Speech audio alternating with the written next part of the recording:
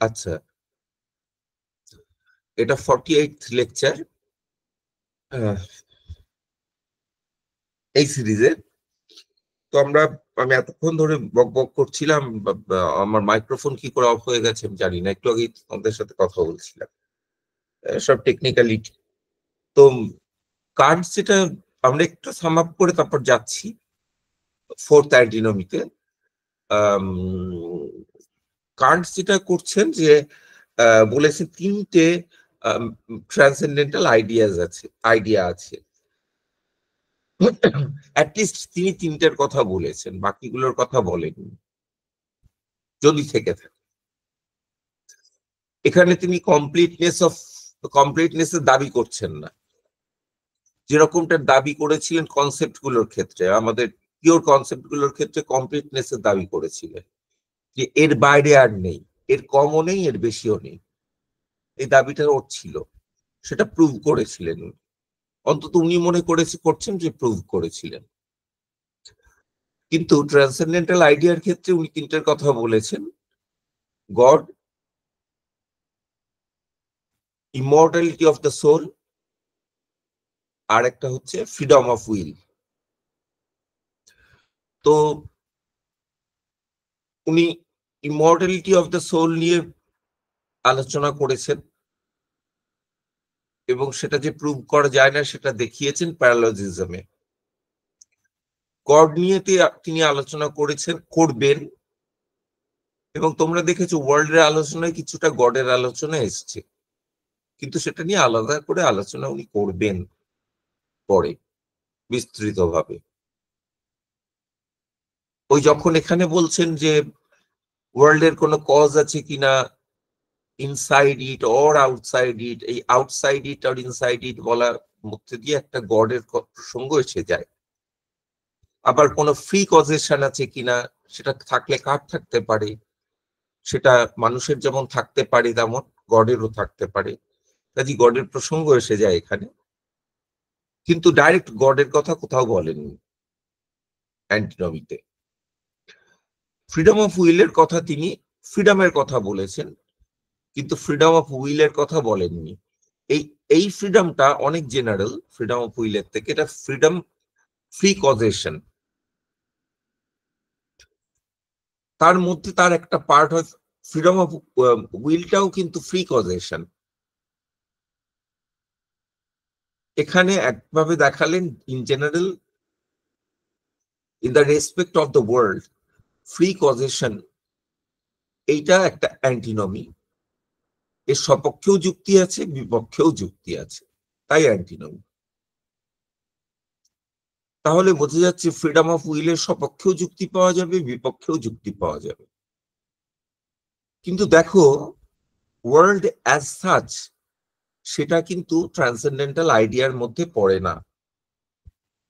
কিন্তু তাহলে ট্রান্সেন্ডেন্টাল ডায়ালেক্টিকে কেন আলোচনা করছেন? এটা অন্যখানে আলোচনা করতে পারতেন। যদি এটা এক্সপিরিয়েন্সের মধ্যেই হয়, ওয়ার্ল্ডটা তো আমাদের এক্সপিরিয়েন্সের সাম টোটালটা, বা রিপ্রেজেন্টেশন বা অ্যাপিয়ারেন্সের সাম টোটালটাকে আমরা ওয়ার্ল্ড বলি। এই অ্যাপিয়ারেন্সের সাম টোটাল নিয়ে আলোচনা, সেই আলোচনাটা তো ট্রান্সেন্ডেন্টাল অ্যানালিটিকেই করা যেত। ট্রান্সেন্ডেন্টাল ডায়ালেক্টিক থেকে উনি এসে কেন করলেন? তার কারণ এখানে এই সাম টোটাল অফ অ্যাপিয়ারেন্স যে ওয়ার্ল্ড, সেই ওয়ার্ল্ডটাকে অ্যাজ সাচ উনি আলোচনা করছেন না, তার কতগুলো ফিচার আলোচনা করছেন, যেই ফিচার গুলো আবার অ্যানালিটিকের আন্ডারে আসে না। অর্থাৎ ওই এক্সপিরিয়েন্সিয়াল ওয়ার্ল্ডের বা কনসেপচুয়াল ওয়ার্ল্ডের, আমাদের এম্পিরিক্যাল ওয়ার্ল্ডের আন্ডারে আসে না। সেটা কি? আমরা আগের দিন একটা ভাগ করেছিলাম যে কনসেপচুয়াল ওয়ার্ল্ড বা এম্পিরিক্যাল ওয়ার্ল্ড, আর একটা হচ্ছে ইন্টেলিজিবল ওয়ার্ল্ড। এগুলো ইন্টেলিজিবল ওয়ার্ল্ডের বিষয়, আমরা বুঝি, কিন্তু ওই কনসেপ্ট গুলোকে দিয়ে এক্সপিরিয়েন্সের সাথে কনসেপ্ট জুড়ে যেভাবে বোঝা, জানা, সেই জানাটা এখানে সম্ভব নয় ওয়ার্ল্ডের এই ফিচার গুলো। সেটা কি? Absolute completeness of the composition. কম্পোজিশনের কমপ্লিটনেস জানা সম্ভব নয়, তার সপক্ষেও যুক্তি আছে, বিপক্ষেও যুক্তি আছে। যেহেতু এখানে কোনো এক্সপিরিয়েন্স নেই, তাই জন্য এখানে এই কমপ্লিটনেসের সপক্ষে বিপক্ষে যেহেতু কোনো এক্সপিরিয়েন্স হয় না, সেহেতু এটাকে ওইভাবে জানা সম্ভব নয়। এটা আমরা প্রথম অ্যান্টিনমিতে পড়েছিলাম।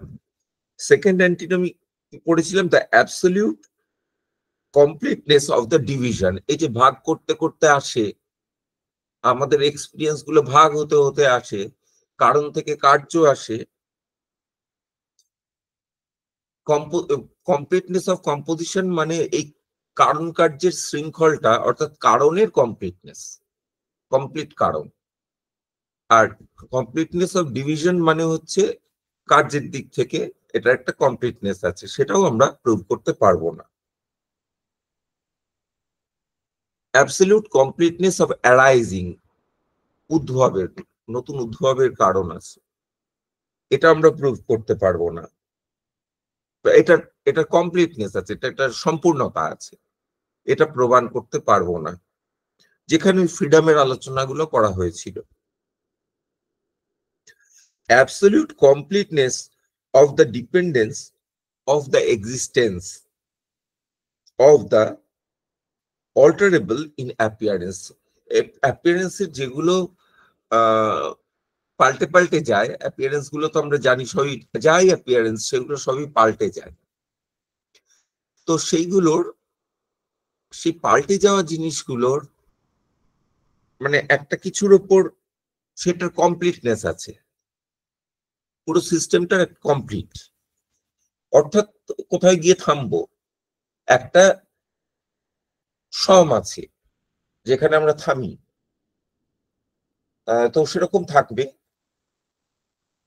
থাকবে কি না সেটা নিয়েই প্রশ্ন। সেরকম আছে বলে যে দাবি, এই যে সবকিছুর পরিবর্তনের একটা স্থিতি আছে কোনো একটা পয়েন্টে গিয়ে, সেটা পরিবর্তিত হয় না। মানে অন্য ভাষায় বললে, যেটা অন্য অন্য দিক থেকে কার্ট বলেছেন, যে এই কার্যগুলোর কারণ থাকে আর কারণগুলোরও কারণ থাকে, কিন্তু একটা কারণ থাকতে হবে যেটার কোনো কারণ নেই।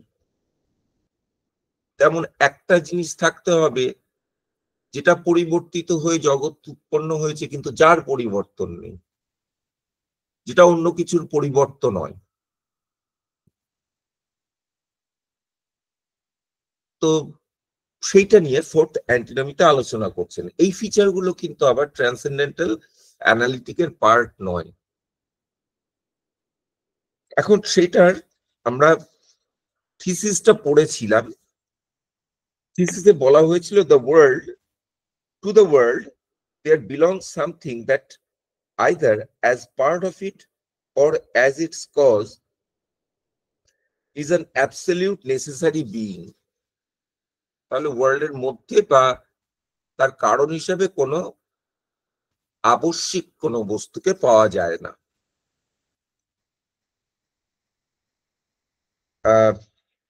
ফোর্থ অ্যান্টিনমির যেটা আজকে বলার, সেটা হচ্ছে তার অ্যান্টিথিসিসটা। সেখানে কি বলা হচ্ছে, there is no absolute necessary being existing anywhere। Absolute necessary being বলে কিছু নেই, কোথাও নেই। মানে পরম আবশ্যিক এরকম বস্তু কোথাও নেই। কোথাও বলতে কি বোঝানো হচ্ছে, either in the world or outside the world as its cause। জগতের মধ্যেও নেই, জগতের বাইরেও নেই,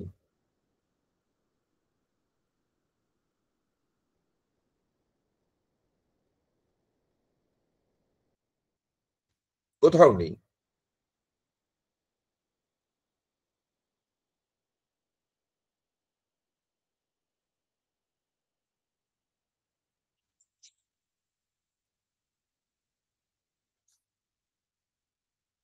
এই যে আউটসাইড, এই প্রসঙ্গটা এলো, এটা কিন্তু থিসিসে খুব স্পষ্ট করে ছিল না। থিসিসে কি ছিল? To the world there belong something that either as part of it, তার অংশ হিসাবে, or as its cause is a necessarily is an absolutely necessary being, এটা বলা হয়েছিল। তাহলে জগতের মধ্যে কোনো নেসেসারি বিইং নেই এবং জগতের কারণ রূপে কোনো নেসেসারি বিইং নেই। এটা বলা হচ্ছে না জগতের বাইরে কোনো নেসেসারি বিইং নেই, এখানে বলা হচ্ছে জগতের কারণ রূপে নেসেসারি বিইং নেই। কথাটার মানে কি? আমরা দেখেছিলাম কথাটার মানে হতে পারে যে জগতের কারণ রূপে কোনো নেসেসারি বিইং নেই, মানে হতে পারে এটা জগতের কারণ রূপে কোনো নেসেসারি বিইং জগতের মধ্যে নেই। কিন্তু পরের হাফটা কান্ট নিজে ওইখানে বলেননি, মানে প্রতিজ্ঞা বাক্যে বলেননি। দুটো অর্থ হতে পারে, জগতের কারণ রূপে নেসেসারি বিইং জগতের মধ্যে নেই, জগতের কারণ রূপে নেসেসারি বিইং জগতের বাইরে নেই। প্রতিজ্ঞা বাক্যের মধ্যে নেই, কিন্তু উনি যেটা এক্সপোজিশন দিয়েছেন তার মধ্যে কিন্তু এটা ছিল। তিনি আমাদের কি দেখে, ওখানে আমরা কি দেখেছিলাম? বাইরে তো থাকতেই পারবে না। কি যুক্তিতে বাইরে থাকতে পারবে না? এই যুক্তিতে যে বাইরে থাকতে হলে তো সে একটা সময়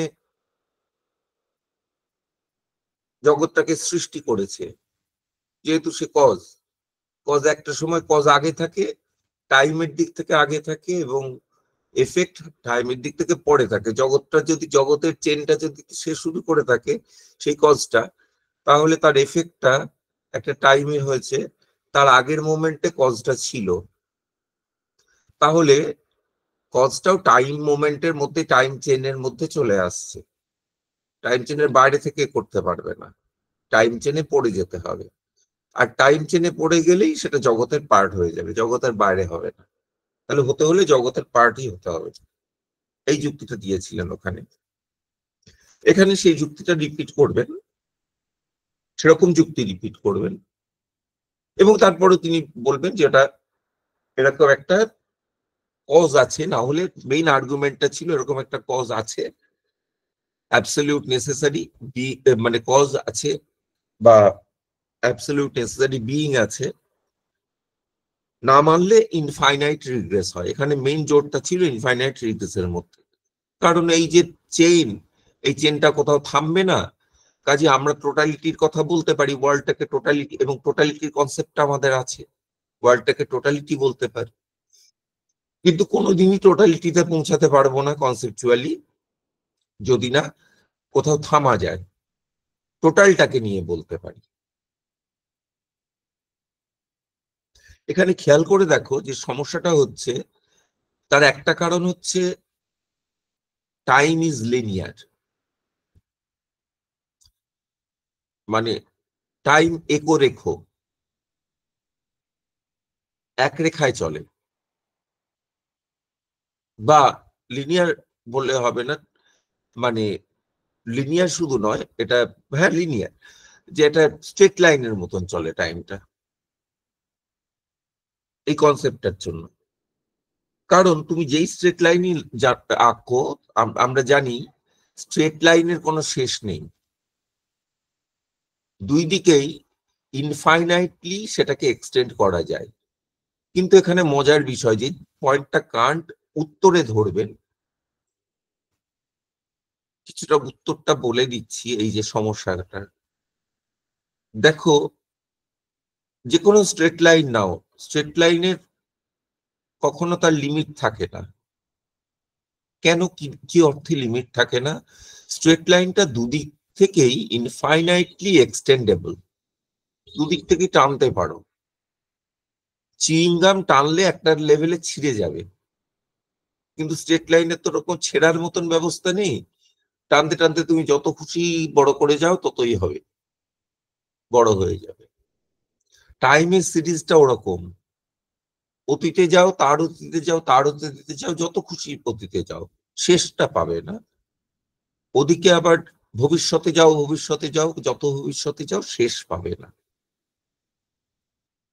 তাহলে ইনফাইনাইট হয়ে যাচ্ছে, এক অর্থে ওয়ার্ল্ডটা তাহলে ইনফাইনাইট হয়ে যাচ্ছে, এই যে আমাদের কজাল সিরিজটা সেটা ইনফাইনাইট হয়ে যাচ্ছে। কিন্তু এরকম ইনফাইনাইট কজাল সিরিজ তো আমরা বুঝতে পারি না, আমরা তো ওয়ার্ল্ডটাকে বুঝতে পারি, এক্সপিরিয়েন্সে আসে, কিন্তু ইনফাইনাইট কজাল সিরিজ তো এক্সপিরিয়েন্সে আসে না, এখান থেকে সমস্যাটা তৈরি হয়। কান্টের উত্তরটাও কিন্তু এই পয়েন্টটার মধ্যেই লুকিয়ে আছে, এই অর্থে যে দেখো একটা স্ট্রেট লাইন ইনফাইনাইটলি, খুব খেয়াল করো, একটা straight line is infinitely extendable কিন্তু ইজ নট ইনফাইনাইটলি এক্সটেন্ডেড। পার্থক্যটা বুঝতে পারছো? স্ট্রেট লাইনটাকে যত খুশি খেঁচা যায় দুদিকেই, যত খুশি টানা যায়, কিন্তু তার অ্যাকচুয়ালি একটা নির্দিষ্ট দৈর্ঘ্য আছে। তুমি যখন একটা স্ট্রেট লাইনের কথা ভাবো বা আঁকো, তখন একটা নির্দিষ্ট দৈর্ঘ্যেরই স্ট্রেট লাইন আঁকো, হ্যাঁ, সেটাকে যত খুশি বিস্তৃত করা যায়, বিস্তৃত করা যায় মানেই সেটা অ্যাকচুয়ালি তত মানে ইনফাইনাইটলি এক্সটেন্ডেড সেটা কিন্তু নয়।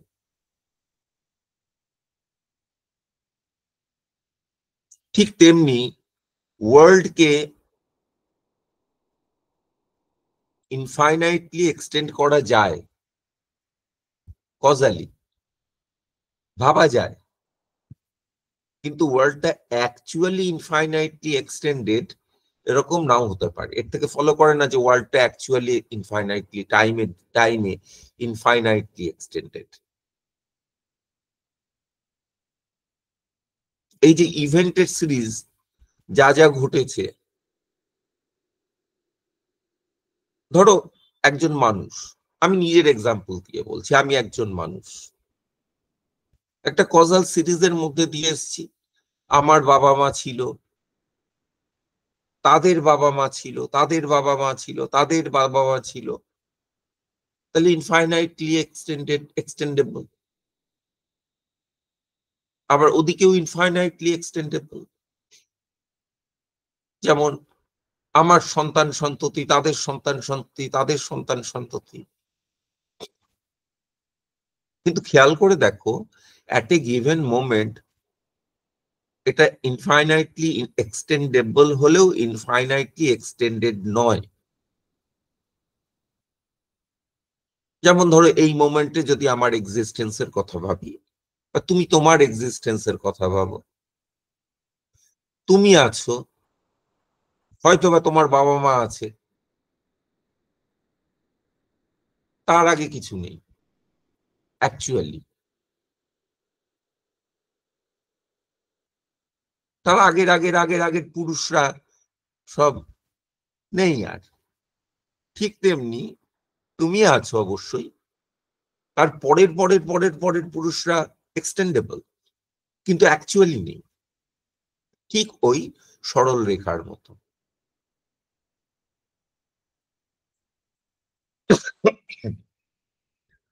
কাজে এখানে পসিবিলিটি আর অ্যাকচুয়ালিটির মধ্যে যে কনফ্লিক্ট, সেই কনফ্লিক্টটাই উজাগর হচ্ছে, সেই পয়েন্টটাই আমরা আসবো।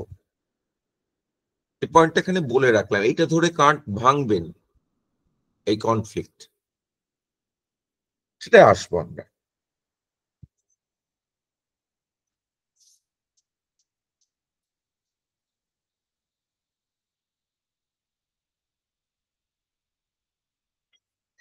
এটা টাইম নিয়ে কতগুলো পাজল দিয়েছিলেন, তোমরা পড়েছো, আর ওই নেট পরীক্ষায় দিয়ে পরীক্ষায় পাশ করেছো।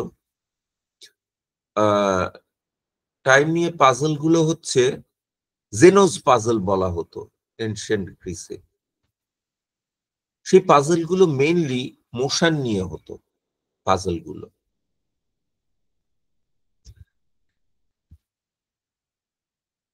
তার মধ্যে একটা পাজল ছিল এই যে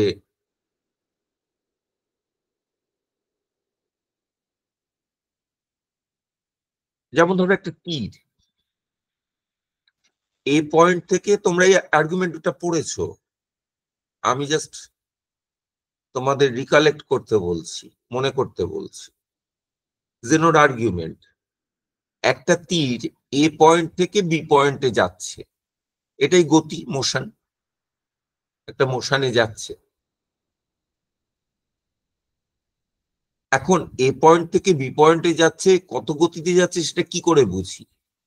সেটা বুঝি এ আর বি এর মাঝখানে যে পয়েন্ট সি পয়েন্ট, সেই পয়েন্টটা সে কত তাড়াতাড়ি পার করতে পারলো টাইমের দিক থেকে।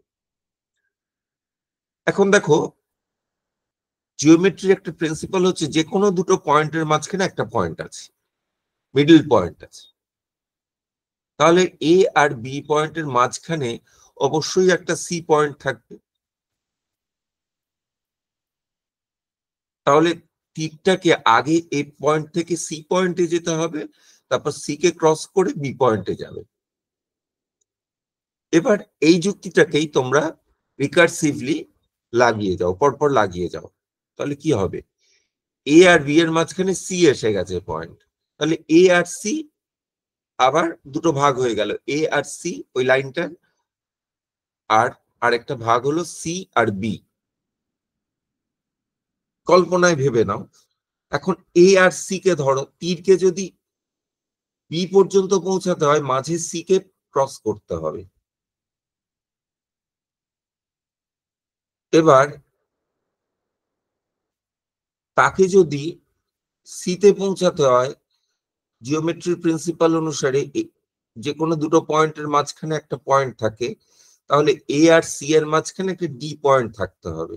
তাকে আগে ডিতে পৌঁছাতে হবে, তাহলে সে সিতে যেতে পারবে। এই আর্গুমেন্টটাকে যদি তুমি রিকার্সিভলি লাগাতে থাকো, তাহলে তীরটাকে ইনফাইনাইট নাম্বার অফ পয়েন্টস পার করতে হবে, তবে সে বি পয়েন্টে যাবে, এ পয়েন্ট থেকে বি পয়েন্টে যাবে।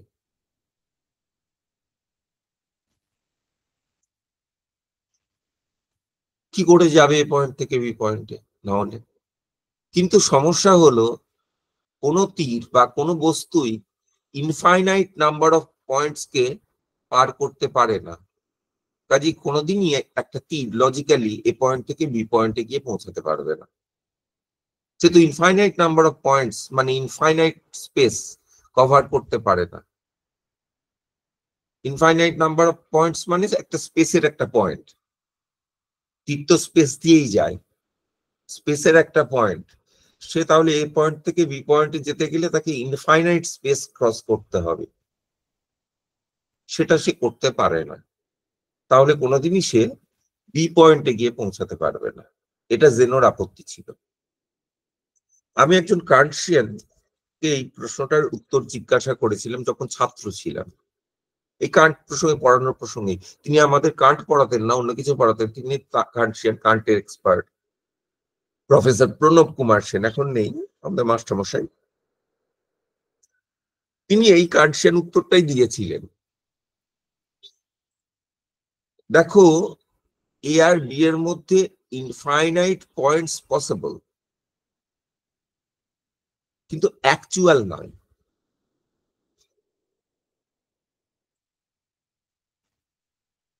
মানেটা কি? মানেটা হচ্ছে, এ থেকে বি যেতে গেলে লজিক্যালি তোমরা দেখলে যে ইনফাইনাইট পয়েন্টস পার করতে হবে, কিন্তু অ্যাকচুয়ালি আমি আমার বাসা থেকে যাদবপুর ইউনিভার্সিটি যাচ্ছি, বা তুমি তোমার বাড়ি থেকে যাদবপুর ইউনিভার্সিটি যাচ্ছ, তুমি ইনফাইনাইট রোড ক্রস করো না, actually infinite number of points cross করো না, তুমি finite number of points cross করো। কিন্তু সেই মানে তুমি ধরো তুমি গড়িয়ায় রয়েছো, গড়িয়া থেকে তুমি গাঙ্গুলি বাগান এলে, গাঙ্গুলি বাগান থেকে তুমি এই এলে, এরকম। এখন তুমি গড়িয়া থেকে গাঙ্গুলি বা অ্যাকচুয়ালি এরকম বাস স্টপ গুলো যেমন থাকে, কতগুলো পয়েন্টই ক্রস করো, কিন্তু লজিক্যালি সেই দুটো পয়েন্টের মধ্যে ইনফাইনাইট নাম্বার অফ ডিভিশন তুমি করতে পারো, কিন্তু অ্যাকচুয়ালি ওখানে ইনফাইনাইট নাম্বার ডিভিশন নেই। তুমি করতে পারো, লজিক্যালি আছে। কাজে যেটা লজিক্যালি পসিবল সেটা অ্যাকচুয়ালি হচ্ছে এরকমটা অনেক সময় নয়। এটা লজিক্যালি পসিবল ছিল যে এটা লজিক্যালি পসিবল তুমি একজন নারী না হয়ে পুরুষ হতে, এটা লজিক্যালি পসিবল তুমি একজন পুরুষ না হয়ে নারী হতে। তার মানে এটা নয় যে তুমি নারী পুরুষ উভয়ই বা উল্টোটা, তুমি নারী হলে পুরুষ হতে বা পুরুষ হলে তুমি নারী, সেটা তো নয়, অ্যাকচুয়ালি নয়, কিন্তু এটা লজিক্যালি পসিবল। যাই লজিক্যালি পসিবল সেটাই অ্যাকচুয়ালি সেরকম সেটা নাও হতে পারে।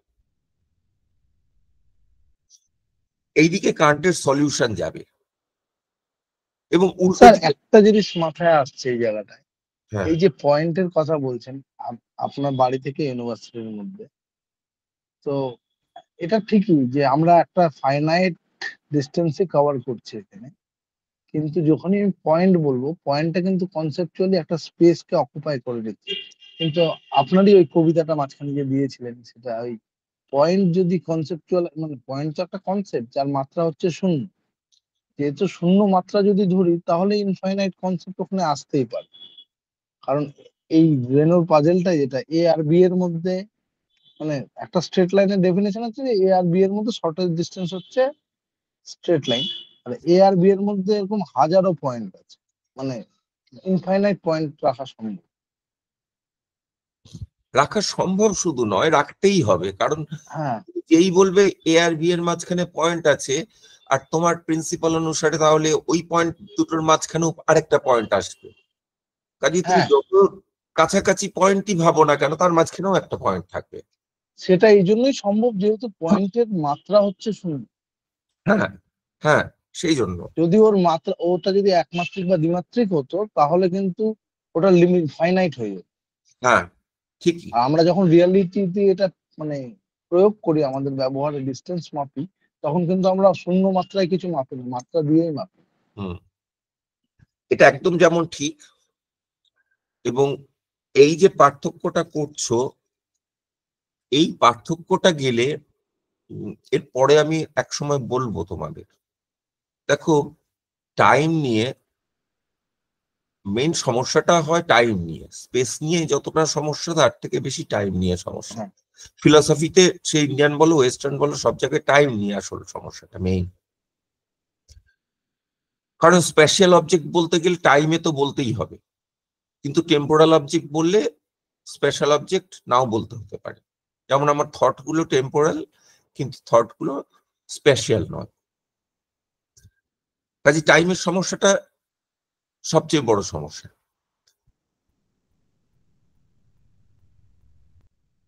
এখন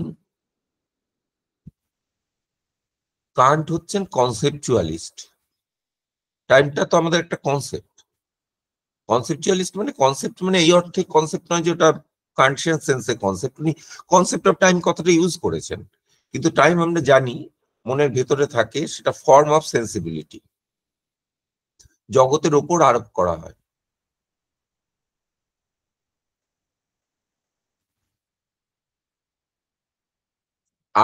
আরো দুটো সেন্স আছে, মানে দুটো থিওরি আছে টাইমের, সেগুলো আমরা পরে বলবো। বা আরো অনেক থিওরি আছে টাইম নিয়ে। ম্যাথমেটিক্স সম্পর্কে কান্ট কনসেপচুয়ালিস্ট, কনসেপ্ট গুলো জগতে আরোপ করি এবং নেসেসারিলি আরোপ করি ম্যাথমেটিক্যাল কনসেপ্ট গুলোকে। কান্ট ওই ক্যাটেগরি গুলোর মধ্যে ভাগ করেছিলেন না, ম্যাথমেটিক্যাল অ্যান্ড ডাইনামিক্যাল বলে দু রকমের ভাগ করেছিলেন। ম্যাথমেটিক্যাল ক্যাটেগরি গুলো নাম্বারের সঙ্গে রিলেটেড। এখন তুমি যেই এই কথাটা পার্থক্যটা করলে, দুটোর মধ্যে একদম পার্থক্য করে ফেললে, তোমার আর কনসেপচুয়ালিজম খাটলো না, পুরোপুরি খাটলো না। একদম খাটলো না নয়, পুরোপুরি খাটলো না। তার কারণ হচ্ছে এই যে তোমার তো যে কোনো এক্সপিরিয়েন্স হতে গেলে টাইমের ভেতর দিয়ে হতে হবে। ওই ইনফাইনাইট, তাহলে ওই অ্যাকচুয়াল আর পসিবলের ডিস্টিংশনটা ওইভাবে আর করা যাবে না। সবই তো টাইমে, সবই তো স্পেসে। অ্যাকচুয়াল আর পসিবল স্পেস বলে আবার কি আছে? কাজে ওই রকম ডিস্টিংশনটা, হার্ড অ্যান্ড ফাস্ট ডিস্টিংশন, সেটা করা মুশকিল হবে। একদম করা যাবে না বলছি না, কিন্তু করা মুশকিল হবে। অনলি লজিক্যাল পসিবিলিটি, এটা তো কান্ট কনসিডার করছেনই না এই জন্য যখন আলোচনা করছেন। ট্রান্সেন্ডেন্টাল ডায়ালেকটিক নয়, অ্যানালিটিক পর্যন্ত অনলি লজিক্যাল পসিবিলিটি, ওই পসিবিলিটির কথা উনি বলছেনই না। ওর কাছে পসিবল মানে কি, যেটা হচ্ছে আমাদের যে কোনো, আমাদের জেনারেল কন্ডিশন অফ এক্সপিরিয়েন্সকে যেটা স্যাটিসফাই করে, সেটা পসিবল। বুঝলাম। তাহলে দেখো এক্সপিরিয়েন্সের সঙ্গে জুড়ে বলছেন, তাই না, পসিবিলিটিকে। কাজে ওই একদম একদম পিওর লজিক্যাল পসিবিলিটির কথা কান্ট বলছেন না।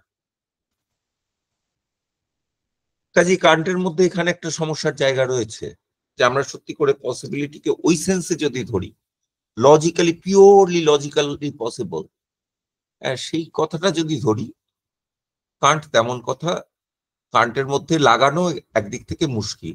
কান্ট সেরকম কথা বলছেন না তা নয়, উত্তরটা সেই দিক থেকেই দেবেন, কিন্তু সেটাও কান্টের ক্ষেত্রে লাগানো খুব মুশকিল।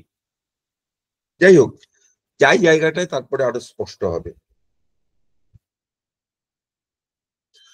এটা যেমন বললাম যে ভাঙার দিক থেকে, যে একটা দুটো স্ট্রেট লাইনের মাঝে ভাঙা ভাঙা ভাঙা, এই দিক থেকে এখানে যুক্তিটা হচ্ছে ঠিক উল্টোটা, বাড়ানো বাড়ানো বাড়ানো, পয়েন্ট জোড়া জোড়া জোড়া,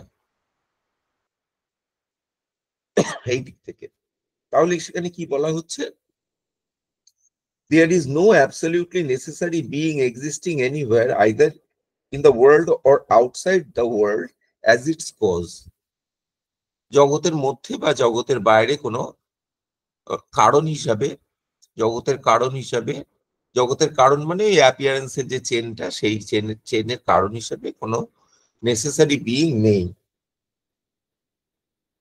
suppose that the world itself is a necessary being, তাহলে ওয়ার্ল্ডটাকে, এই পুরোটাকে নিয়ে একটা নেসেসারি বিইং ভাবতে পারি।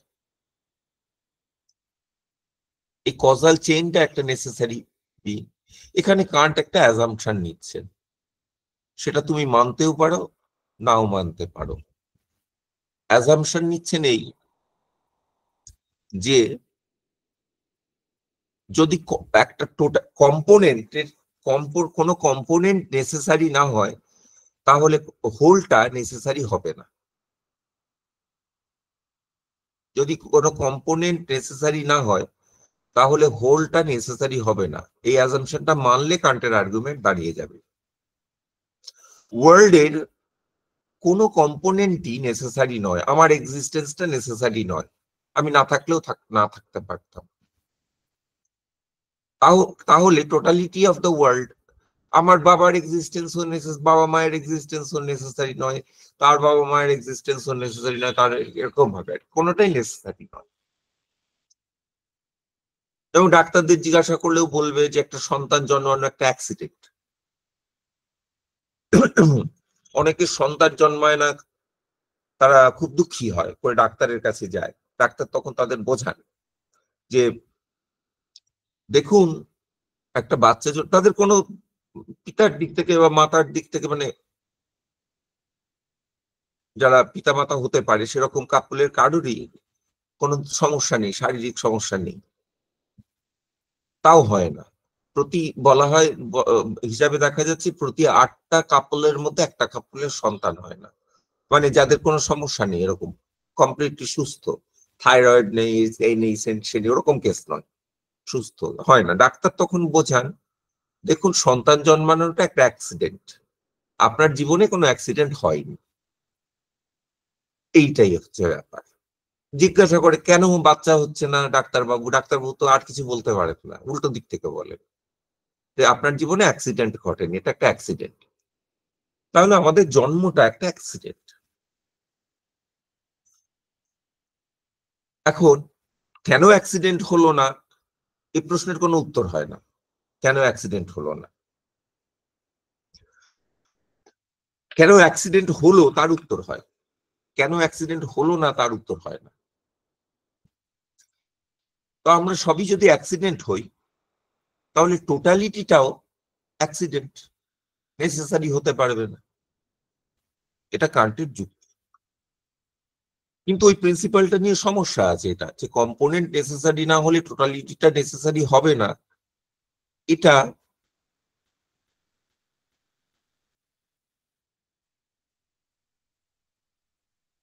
সবসময় ঠিক নয়।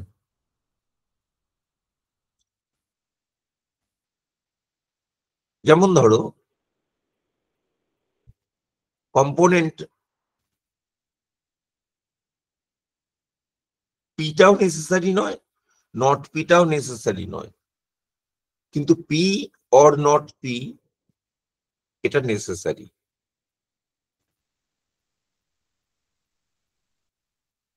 তাই তো? কম্পোনেন্ট পিও নেসেসারি নয়, কম্পোনেন্ট নট পিও নেসেসারি নয়। পি হবেই, আমি টস করলে হেডটা পড়বেই এমন নেসেসারি নয়, আর হেড পড়বে না এটাও নেসেসারি নয়, কিন্তু হেড পড়বে অথবা হেড পড়বে না এটা নেসেসারি। কাজী কার্ড যেভাবে বলে যাচ্ছেন সেটা কিন্তু সম্পূর্ণ সংশয়ের ঊর্ধ্বে নয়, অন্তত যে ফর্মে কান্ট বলছেন সেই ফর্মে তো নয়। যাই হোক, দেখা যাক। Suppose that either the world itself is a necessary being or that there is such a being in it. তাহলে ওয়ার্ল্ডের মধ্যে ওয়ার্ল্ডটা নিজেই নেসেসারি বিইং, মানে টোটালিটিটাই নেসেসারি, কিংবা তার মধ্যে কোনো একটা বিইং আছে যেটা নেসেসারি, মানে কোনো একটা representation necessary. Then in this series of its alterations either there would be a beginning that is unconditionally necessary. তাহলে কি হবে, এই চেইন যে চলছে তার মধ্যে একটা শুরু থাকবে যেটা নেসেসারি হবে, ওয়ার্ল্ডের মধ্যেই থাকবে। নেসেসারি মানে তার আর কোনো কন্ডিশন থাকবে না, আনকন্ডিশনালি নেসেসারি। কিছু কিছু কন্ডিশনালি নেসেসারি কান্টেড সেন্সে, যেমন কজ ঘটলে এফেক্ট ঘটবে, তাহলে এফেক্টটা নেসেসারি, কন্ডিশনালি নেসেসারি যদি কজটা থাকে। মাটিটা ভিজে যাবে যদি বৃষ্টি হয়, এটা নেসেসারি, কিন্তু মাটি ভেজাটা নেসেসারি যদি বৃষ্টি হয়, কন্ডিশনের উপর নির্ভর করে। তাহলে একটা কিছু আমাদের প্রমাণ, এটা এই নেসেসিটির কথা কান্ট বলছেন না, বলছেন এখানে unconditionally necessary, and hence without a cause. সে নেসেসারি মানে কি, তার কোনো কজ থাকবে না, যেটা কজের আন্ডারে নেসেসারি সেটার কথা এখানে বলা হচ্ছে না। which conflicts with the dynamic law of the determination of all appearances in time. Dynamic law গুলো আমরা শিখেছিলাম, ডাইনামিক ল এর মধ্যে একটা ডাইনামিক ল ইন টাইম, এগুলো তো টাইমের মধ্যেই হয় ডাইনামিক ল গুলো। তার ভিতরে একটা শিখেছিলাম যে কজালিটির ল, ল অফ কজালিটি। এই দাবিটা যে একটা নেসেসারি কজ আছে, সেটা এই ডাইনামিক্যাল ল, এই ল এর বিরুদ্ধে যায়। কেন? আমরা জানি যেটা কজ আছে তারও কজ থাকতে হবে টাইমের দিক থেকে। আমাদের এক্সপিরিয়েন্সের ওয়ার্ল্ডে এরকমই হয়, এক্সপিরিয়েন্সের ওয়ার্ল্ডের ভেতরের কথাই তো বলা হচ্ছে। এক্সপিরিয়েন্সের ওয়ার্ল্ডে এমন কিছু খুঁজে পাই না যেটা কজ কিন্তু তার কজ নেই। তাহলে এখানে যে ধরে নেওয়া হচ্ছে একটা অ্যাবসলিউটলি নেসেসারি কজ আছে যেটা আনকন্ডিশনড, অর্থাৎ তার সেটা আনকন্ডিশন মানে কি, তার পূর্ববর্তী টাইমের দ্বারা, তার পূর্ববর্তী মোমেন্টের দ্বারা ডিটারমিন্ড নয়, এই অর্থ। সেরকম কজ তো পাওয়া যাবে না, সেরকম কজের কথা বললে সেটা এই ডাইনামিক্যাল ল এর বিরোধী হয়ে যাবে। or else the series itself would be without any beginning. তাহলে সিরিজটার মধ্যে সিরিজটার কোনো শুরু নেই, এটা হবে। and although contingent and conditioned, তাহলে সিরিজটার প্রত্যেকটা অবস্থায় সিরিজটা কন্টিনজেন্ট এবং condition, শর্তাধীন। in all its parts, এই সিরিজের অংশগুলো প্রত্যেকটাই কন্ডিশন এবং শর্তাধীন এবং সেটা কন্টিনজেন্ট, আপতিক, সেটা আবশ্যিক নয়। It would nevertheless be absolutely necessary, সিরিজটা নেসেসারি।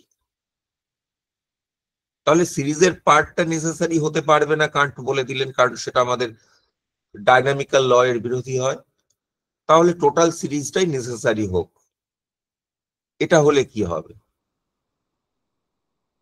আনকন্ডিশন হোক, টোটাল সিরিজটা ধরে, সিরিজটা necessary as a whole, totality হিসাবে, which contradicts itself, বলছেন এইটা বললে আবার সেলফ কন্ট্রাডিকশন হয়ে যাবে। বিকজ কেন সেলফ কন্ট্রাডিকশন হবে? The existence of multiplicity cannot be necessary if no single part of it possesses an existence necessary in itself. এটা আগেই বলে দিয়েছি, এই প্রিন্সিপালটা কান্ট বলছে যে টোটালিটিটা নেসেসারি হতে পারে না যদি না কোনো পার্ট নেসেসারি হয়, তাহলে হোলটা নেসেসারি হতে পারে না।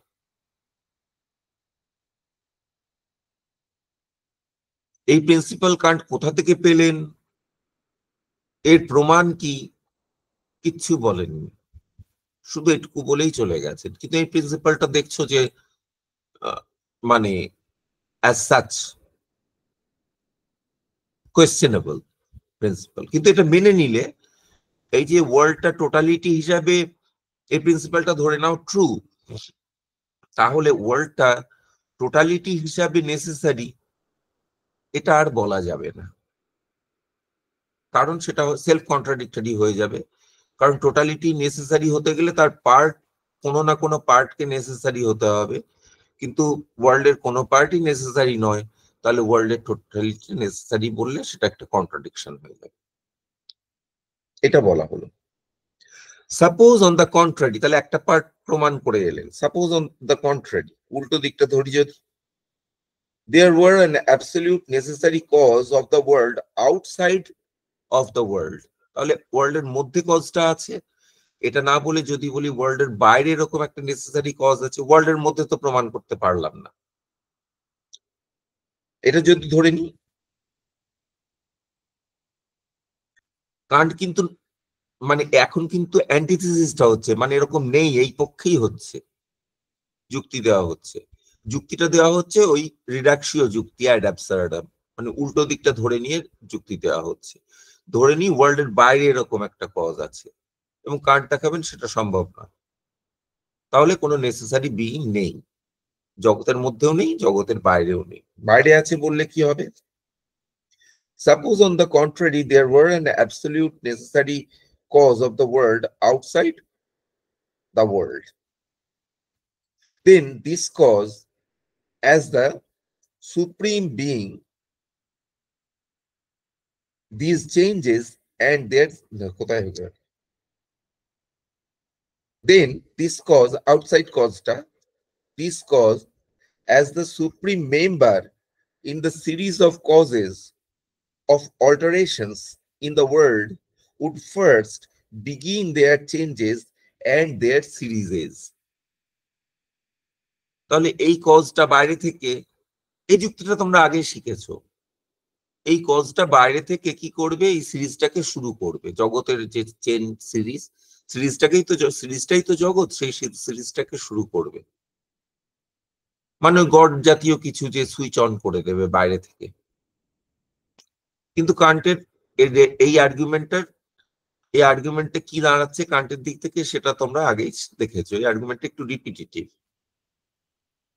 বলতে পারবে কি দাঁড়াবে আর্গুমেন্টটা, কেন এরকম জিনিস থাকতে পারবে না জগতের বাইরে? কেউ, মানে কান্টের দিক থেকে কান্টের যুক্তিটা কি হবে? কারণ মনে পড়ছে না যুক্তিটা? যুক্তিটা কান্ট একাধিকবার বলেছেন, জগতের বাইরে এরকম কোনো কজ থাকতে পারবে না। মানে টাইম সিরিজের বাইরে কোনো কজ থাকতে পারবে না এরকম।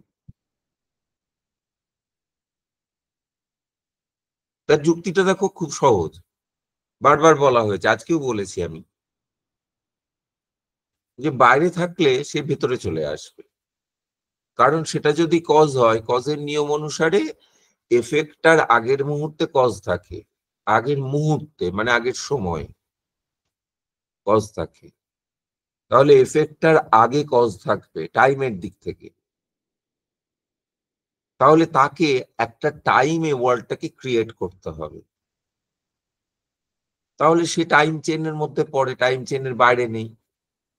আর টাইম চেনের মধ্যে যা কিছু পড়ে তা ওয়ার্ল্ডের মধ্যে আছে, এক্সপিরিয়েন্সিয়াল ওয়ার্ল্ডের মধ্যে আছে। কান্টের কাছে ওয়ার্ল্ড কি? যা কিছু টাইম চেনের মধ্যে আছে সেটাই ওয়ার্ল্ড। আর যা কিছু টাইমের মধ্যে নেই সেগুলো ট্রান্সেন্ডেন্ট। এখন এই ওয়ার্ল্ডের কিছু ঘটাতে গেলে তাকে এই ওয়ার্ল্ডের আগে থাকতে হবে। আগে থাকতে হবে মানে টাইমের দিক থেকে আগে থাকতে হবে। বাইরে থাকতে হবে মানে ওয়ার্ল্ডের বাইরে যাই অর্থ করো, কিন্তু তাকে টাইমে ওয়ার্ল্ডের আগে থাকতে হবে, ওয়ার্ল্ড সৃষ্টির আগে থাকতে হবে। তার মানে সেটা টাইম চেনে মধ্যে রয়েছে। এফেক্টটা যদি টাইম চেনের মধ্যে থাকে তাহলে কজটাও টাইম চেনের মধ্যে রয়েছে, তার আগের মোমেন্টটা। কারণ মোমেন্টের তো কোনো শেষ নেই গো না। যে মুহূর্তে এফেক্টটা তৈরি হবে তার আগের মুহূর্তে কজটা আছে, তারও আগের একটা মুহূর্ত আছে। তাহলে কজটাও ওরকম একটা আমাদের রেপ্রেজেন্টেশন হয়ে যাবে, টাইম চেনের একটা পার্ট হয়ে যাবে, ওয়ার্ল্ডের পার্ট হয়ে যাবে। আর ওয়ার্ল্ডের বাইরে থাকলো না, সেটা নেসেসারি বিইং আর হলো না, সেটাও যেই টাইম চেনের মধ্যে ঢুকে গেল তার মানে সেও কন্ডিশনড হবে তার আগের মোমেন্টের দ্বারা। কারণ আমরা জানি টাইম চেনের যে কোনো মোমেন্ট আগের মোমেন্টের দ্বারা কন্ডিশন হয়। আমি এই মোমেন্টের আমি, এটা বৌদ্ধদের যুক্তি, এই মোমেন্টের আমি আগের মোমেন্টের আমির দ্বারা ডিটারমিন্ড।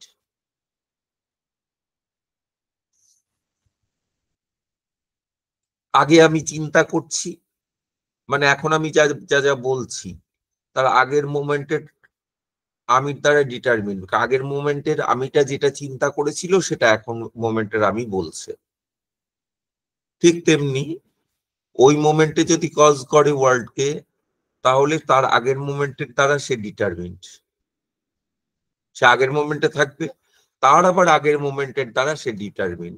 ওয়ার্ল্ডকে যদি সে সৃষ্টি করে মোমেন্ট ওয়ানে, তাহলে তাকে থাকতে হবে মোমেন্ট জিরোতে, আর সেও কজড হয়েছে -1 মোমেন্টের দ্বারা,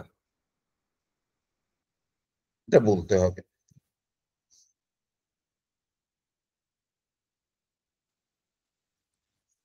Suppose on the contrary that there were an absolute necessary cause of the world outside the world, world এর বাইরে আছে, then this cause as the supreme member of the absolute series of causes of alterations in the world would first begin these changes and their series. তাহলে এ প্রথম শুরু করলো এই জগতের বাইরে থেকে প্রথম শুরু করলো জগতের এই সিরিজটাকে,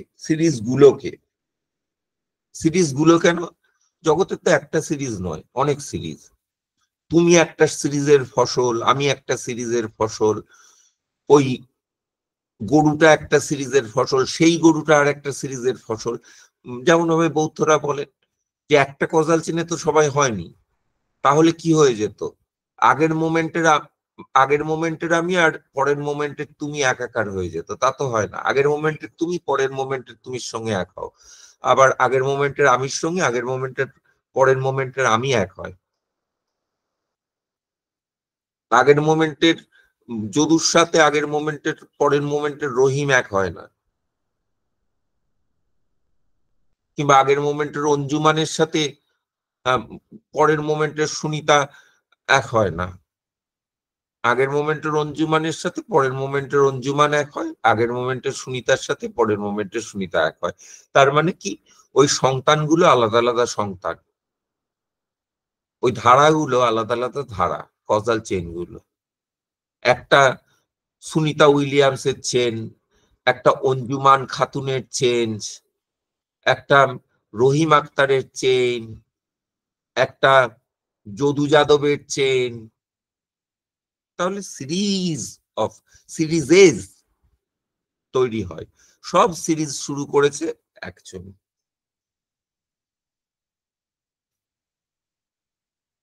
অনেক ধর্মগ্রন্থে এরকম আছে যে একজন শুরু করেছে। যেমন ধরো আব্রাহামিক রিলিজিয়ানে আছে, যার উপর বেস করে কান্ট ওই জাতীয় চিন্তার দ্বারা অনেকটা প্রভাবিত, মানছেন যে তা নয়, কিন্তু পুরোটা প্রভাবিত। তার চিন্তায় মডেলগুলো ওই রকম মডেল রয়েছে যে গড অ্যাডামকে ক্রিয়েট করলেন, তারপর অ্যাডাম এর রিবস থেকে ইভকে ক্রিয়েট করলেন।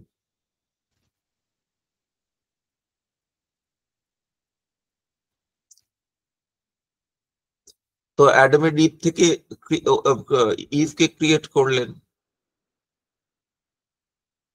এবং ওখানে একটা ইউনিভার্সাল ব্রাদারহুডের কনসেপ্ট আছে, সবাই সবার ভাই।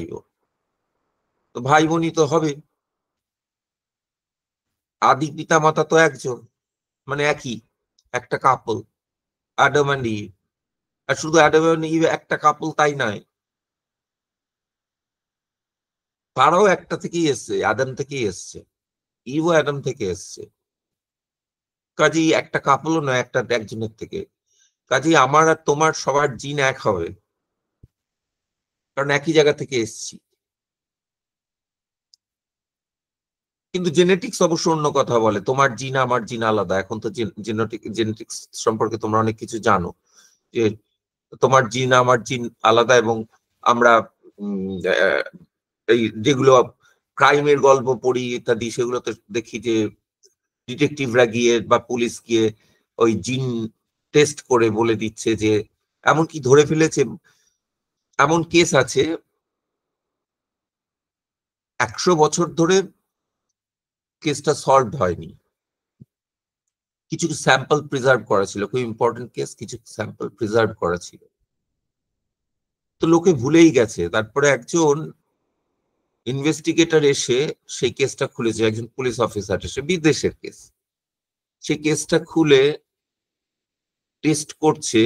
এখানে খুব ইম্পর্টেন্ট ইনসাইটটা, সে টেস্ট করছে, করতে করতে, তখন তো সব ছিল না, 100 বছর আগে নয়, 50 বছর ধরো আগে, তখন টেস্ট করছে সেগুলো, সেই যে সবগুলো রক্তের দাগ ইত্যাদি, এগুলো টেস্ট টেস্ট সব করছে, করতে করতে খুঁজে খুঁজে খুঁজে পেয়েছে সে জিন মিলছে। সে একদম সব বংশলতিকা সব বের করে ফেলেছে, সব লোকের, মানে যেগুলো সাসপেক্টেড লোক, তাদের বংশলতিকা বের করে ফেলেছে। জিন মিলছে, একজন লোককে পেয়েছে, একজন ক্রিমিনালকে পেয়েছে যার সঙ্গে 50% জিন মিলছে। 50% মানে ডাউটফুল সেই ক্রাইমটা করেছে, মানে সে করেনি, সে তো করতে পারে না, কারণ অনেক আগেই ঘটে গেছে, তার জন্মের আগেই ঘটে গেছে, সে করতে পারে না, তবে তার পরিবারের কেউ ঘটেছে। এরকম করতে করতে করতে করতে সে অনেক পিছনে গেছে, তাহলে তার বংশের কেউ করেছে এইটা প্রমাণিত হচ্ছে, বা তার সঙ্গে রিলেটেড কেউ করেছে এইটা প্রমাণিত হচ্ছে, বংশের দিক থেকে, রক্তের দিক থেকে।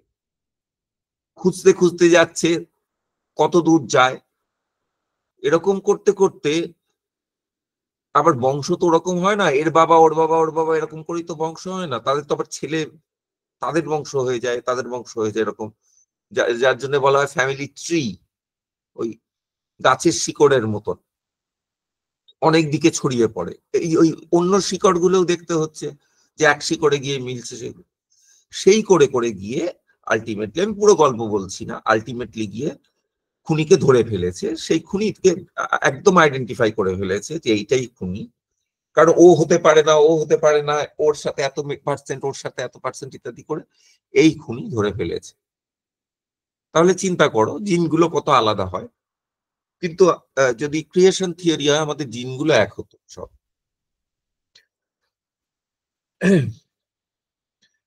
এখন এই যে সিরিজ, একটা শুরু আছে, তাহলে শুরু কোথাও একটা টাইমে হয়েছে, এটাই বলছে এই এতগুলো সিরিজের।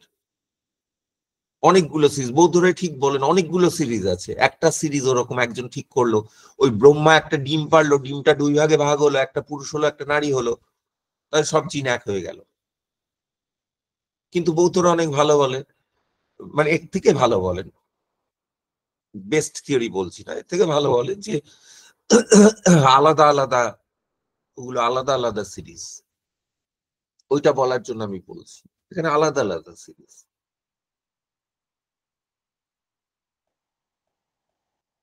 Consequently, it itself, the cause, would not be outside the world. তাহলে এই যুক্তি যদি তুমি দাও তাহলে আর কজটা জগতের বাইরে থাকবে না। কেন? আমরা বলে দিয়েছি ব্যাখ্যাটা। এই কজাল চেনে সে টাইমে এই এফেক্টের আগের মোমেন্টে থাকবে, এবং আগের মোমেন্টে থাকা মানে টাইমে থাকা, এবং টাইমে থাকা মানে কজাল চেনের মধ্যে চলে এলো, which contradicts what was presupposed. এটার কজাল চেনের বাইরে থাকবে না মানে ওয়ার্ল্ডের কজাল চেনের মধ্যে থাকা মানেই হচ্ছে ওয়ার্ল্ডের মধ্যে থাকা, টাইম চেনের মধ্যে থাকা মানে ওয়ার্ল্ডের মধ্যে থাকা। আমরা শুরু করেছিলাম প্রতিজ্ঞা বাক্য দিয়ে, এটা বাইরে থেকে কজ করছে, কিন্তু বাইরে থেকে কজ করলে সে কজাল চেনের মধ্যে পড়ে যায়, টাইমের মধ্যে পড়ে যায়। তাহলে টাইমের মধ্যে পড়ে গেলে আর বাইরে থেকে কথাটা বলার কোনো মানে হয় না। তাহলে বাইরে থেকে কথা, এই যে বাইরে থেকে কজ করছে, এই কথাটার কোনো মানে করতে চেষ্টা করছিলাম আমরা, সেটা থাকে না, কোনোই মানে খুঁজে পাবে না। বাইরে মানে কি? বাইরে মানে হতে গেলে টাইমের দিক থেকে বাইরে থাকতে হবে, কজাল চেনে স্পেস টাইমে তাকে বাইরে থাকতে হবে। স্পেস টাইমের মধ্যে থাকলে তো সে এই ওয়ার্ল্ডের মধ্যেই পড়ে গেল। টাইম দিয়ে বলা হচ্ছে কারণ টাইমে থাক, স্পেসে থাকলে টাইমে থাকতেই হবে, কাজে টাইমটা মোর জেনারেল। টাইমের মধ্যে পড়ে গেল মানে ওয়ার্ল্ডের মধ্যে পড়ে গেল। Thus, neither in the world nor outside it, yet in causal connection with it, is there any absolutely necessary being. তাই জগতের মধ্যে এবং জগতের বাইরেও কোনো অ্যাবসলিউটলি নেসেসারি বিইং থাকতে পারবে না। জগতের মধ্যে থাকতে পারবে না, তার প্রধান যুক্তিটা কি? কারণ জগতের মধ্যে পার্ট এক, দুটো যুক্তি দিয়েছেন, সেদিক থেকে আমি সাম আপ করে দিচ্ছি। একটা হচ্ছে যে জগতের কোনো পার্ট হিসাবে থাকতে পারবে না, কারণ আমরা জানি জগতের কোনো পার্টই নেসেসারি নয়। এবং ওয়ার্ল্ড অ্যাজ এ হোল, এই চেনটা, এই চেনটার টোটালিটিটা নেসেসারি, এটাও বলতে পারবে না, কারণ ওই প্রিন্সিপালটা যে একটা টোটালিটি, একটা কম্পোজিশন নেসেসারি হতে পারে যদি তার কোনো পার্ট নেসেসারি হয়, পার্ট নেসেসারি না হলে কম্পোজিশন নেসেসারি হতে পারে না। কান্টের এই দাবিটা, এটা যদি মেনে নাও তাহলে ওয়ার্ল্ড এজ এ হোল এটাও নেসেসারি হতে পারবে না। এবার সেকেন্ড অপশনে এসো, মানে ওয়ার্ল্ডের বাইরে কজ হিসাবে নেসেসারি বিইং আছে, সেটাও থাকতে পারবে। কারণ হচ্ছে এই যুক্তি যে ওটা বাইরে থাকলে যেই মোমেন্টে ওয়ার্ল্ডকে তৈরি করবে তাকে আগের মোমেন্টে থাকতে হবে, এবং সে কজাল চেনে পড়ে যাবে। কজাল চেনে পড়ে গেলে একটা সেলফ কন্ট্রাডিক্টরি হয়ে যাবে, যে সে ওয়ার্ল্ডের ভেতরেও আছে, ওয়ার্ল্ডের বাইরেও আছে, এই কন্ট্রাডিকশনটা হয়ে যাবে। ওয়ার্ল্ডের বাইরে থেকে ওয়ার্ল্ডকে সৃষ্টি করা, এটার মধ্যে কন্ট্রাডিকশন আছে। এইখানেই কান্টের অ্যান্টিনমির আলোচনা শেষ হচ্ছে। এখন তোমাদের যদি কোনো প্রশ্ন থাকে এটা বলো। এগুলোকে উনি বলেছেন কসমোলজিক্যাল আইডিয়াস, কিন্তু বিশেষ করে ট্রান্সেন্ডেন্টাল আইডিয়াস বলে আলাদা করে যেগুলোকে বলেছেন তার মধ্যে এটাকে, এগুলোকে কাউন্ট করেননি, এগুলোকে কসমোলজিক্যাল আইডিয়াস বলেছেন।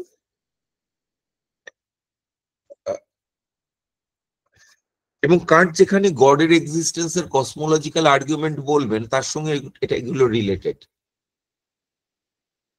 দু রকমের আর্গুমেন্ট, কান্ট মেইনলি দুটো আর্গুমেন্ট দিয়েছেন গডের এক্সিস্টেন্সে, দু রকমের আর্গুমেন্ট দিয়েছেন। একটা হচ্ছে, কিন্তু রিলেটেড বলেছেন, অন্য আর্গুমেন্টও দিয়েছেন কিন্তু দুটো মেইন। প্রথম দুটো হচ্ছে অন্টোলজিক্যাল, আর একটা হচ্ছে কসমোলজিক্যাল। দুটোর সঙ্গেই তোমরা পরিচিত। তোমরা ডেকার্ট যখন পড়েছো তোমরা ontological cosmological argument, ontological argument, cosmological argument এরকম পড়েছো তোমরা। সেখানে পার্থক্য কি অন্টোলজিক্যাল আর কসমোলজিক্যাল? দেখো, পড়েছো অন্টোলজিক্যাল আর্গুমেন্ট এবং বাংলায় অনেকে লেখো যে সত্তাতাত্ত্বিক যুক্তি। অন্টোলজি সেরকম একটা মানে হয়, কিন্তু আসলে তার বৈশিষ্ট্যটা কি? সত্তাতাত্ত্বিক যুক্তি বলা হয় কারণ ওটা এক্সিস্টেন্সের কনসেপ্টটা নিয়ে আলোচনা করে। এক্সিস্টেন্সের কনসেপ্টটা থেকে যুক্তিটা দেওয়া হয়েছে, ওই জন্য সত্তাতাত্ত্বিক যুক্তি বলা হয়, অন্টোলজিক্যাল বলা হয়। আদারওয়াইজ ওটাকে অন্টোলজিক্যাল বলার খুব একটা ভালো গ্রাউন্ড নেই, ওই যুক্তিটাকে অন্টোলজিক্যাল বলে। রাদার ওই যুক্তিটাকে বলা উচিত দ্য কনসেপচুয়াল আর্গুমেন্ট। কিন্তু সেটা বললেও একটু অসুবিধা হবে ডেকার্টের ক্ষেত্রে, কারণ ডেকার্টের সব আর্গুমেন্টই কনসেপচুয়াল আর্গুমেন্ট। ডেকার্ট যা কিছু প্রমাণ করছেন সব কনসেপ্ট থেকে প্রমাণ করছে। তো যাই হোক, নামে কি বা যায় আসে, অন্টোলজিক্যাল আর্গুমেন্ট। অন্টোলজিক্যাল আর্গুমেন্টে কি করা হয়? গডের এক্সিস্টেন্স প্রুভ করা হয় ফ্রম দ্য মিয়ার কনসেপ্ট অফ গড। গডের কনসেপ্টটা থেকেই আর্গুমেন্টটা দেওয়া হয়। আর্গুমেন্টটা কিরকম তোমরা সবাই জানো, যে গডের কনসেপ্টের মধ্যে রয়েছে পারফেকশন, কিন্তু পারফেকশনের একটা পার্ট হচ্ছে এক্সিস্টেন্স। এক্সিস্টেন্স ছাড়া পারফেকশন থাকতে পারে না, কাজে গডের এক্সিস্টেন্স আছে। এটা অন্টোলজিক্যাল আর্গুমেন্ট এর মূল কন্টেনশন। বিভিন্ন লোকে বিভিন্ন ভাবে দেন আর্গুমেন্টটা। কিন্তু কসমোলজিক্যাল আর্গুমেন্ট, ডেকার্ট যে কসমোলজিক্যাল আর্গুমেন্ট দিয়েছেন সেটাও কনসেপ্ট থেকেই, গডের কনসেপ্ট থেকেই দিয়েছে। কনসেপচুয়াল আর্গুমেন্ট, গডের কনসেপ্ট থেকে নয়, অন্য কনসেপ্ট থেকে দিয়েছেন, কনসেপ্ট অফ কজালিটি থেকে দিয়েছেন। তাহলে অন্টোলজিক্যাল আর্গুমেন্টটা আসছে পিওর কনসেপ্ট অফ গড থেকে, আর কসমোলজিক্যাল আর্গুমেন্টটা আসছে পিওর কনসেপ্ট অফ কজালিটি থেকে। এইখানে পার্থক্য দুটোই। তাহলে অন্টোলজিক্যাল আর্গুমেন্টটা কনসেপচুয়াল আর্গুমেন্ট এবং গডের কনসেপ্ট থেকে, এবং ডেকার্টের কাছে কসমোলজিক্যাল আর্গুমেন্টটাও কনসেপচুয়াল আর্গুমেন্ট কজালিটির কনসেপ্ট থেকে। কান্টের কাছে কজালিটি তো একটা কনসেপ্ট এবং একটা অ্যাকচুয়ালিটি, দুটোই কনসেপ্ট এবং অ্যাকচুয়ালিটি। এবং এটা যেহেতু কনসেপচুয়াল, এবং কান্ট আরো এক ধাপ এগিয়ে গিয়ে বলবেন যে এইটা ওই অন্টোলজিক্যাল আর্গুমেন্টের ওপর ডিপেন্ড করে। এই জন্য কান্ট আগে অন্টোলজিক্যাল আর্গুমেন্টকে খণ্ডন করেছেন, তারপর কসমোলজিক্যাল আর্গুমেন্টকে খণ্ডন করেছেন। উনি মনে করছেন অন্টোলজিক্যাল আর্গুমেন্টটা ভেঙে পড়লে অন্টোলজিক্যাল আর্গুমেন্টের উপর সবকিছু, সব আর্গুমেন্ট ডিপেন্ড করে। এবার অন্টোলজিক্যাল আর্গুমেন্টটাকে যদি ভেঙে ফেলি তাহলে সব আর্গুমেন্টটা, বাকি আর্গুমেন্ট গুলো ভেঙে যাবে। তিনি দেখাবেন খুব সহজেই ভেঙে যায়, এইভাবে দেখাবেন। তো ঠিক যেমন একটা স্ট্রাকচার, তুমি ইট দিয়ে একটা স্ট্রাকচার করলে, আমি নিচের ইটটা সরিয়ে নিলাম, তো উপরের ইটগুলো হুড়মুড় করে ভেঙে পড়বে। ঠিক সেরকম অন্টোলজিক্যাল আর্গুমেন্টকে বেসিস বলছে। এইখানে যেখানে উনি ওয়ার্ল্ড নিয়ে আলোচনা করছেন, অ্যান্টিনমি নিয়ে আলোচনা করছেন, তিনি অ্যাকচুয়ালি ভাঙছেন ওই কসমোলজিক্যাল কনসেপ্টটাকে। দেখো কত দিক থেকে গডও দীর্ণ হয়ে গেল। ওয়ার্ল্ড সম্পর্কেও আলোচনা হলো, কিন্তু গডও দীর্ণ হয়ে গেল, গডের ফ্রিডম, অ্যাবসলিউট ফ্রিডম গেল, মানে সংশয়ে হলো। এদিকেও যুক্তি আছে, ওদিকেও যুক্তি আছে। গডের ক্রিয়েটার রোল গেল, ফার্স্ট বিগিনার রোল গেল, সবই গেল গডের। তাহলে গডের পড়ে থাকলো কি? যা পড়ে থাকলো সেটা কিন্তু উনি ওই আইডিয়ালস, যেখানে আর্গুমেন্ট গুলো নিয়ে আলোচনা, কসমোলজিক্যাল মানে যেখানে রেফিউটেশন গুলো করছেন আইডিয়ালস এর পরে, আলোচনার পরে, আইডিয়ালস নয় আইডিয়াল একটাই বলেছেন, সেটা গড। তাহলে গড একদিক থেকে আইডিয়া, আবার গড হচ্ছে আইডিয়াল, দুটো। গড হচ্ছে একটা আইডিয়া, আইডিয়ার বাংলা করা যেতে পারে প্রত্যয়, আবার গড হচ্ছে আইডিয়াল, আদর্শ। আমাদের সব কিছুর আদর্শ হচ্ছে ঈশ্বর, আমরা তাই মনে করি, পরাকাষ্ঠা, আদর্শ, ঈশ্বর।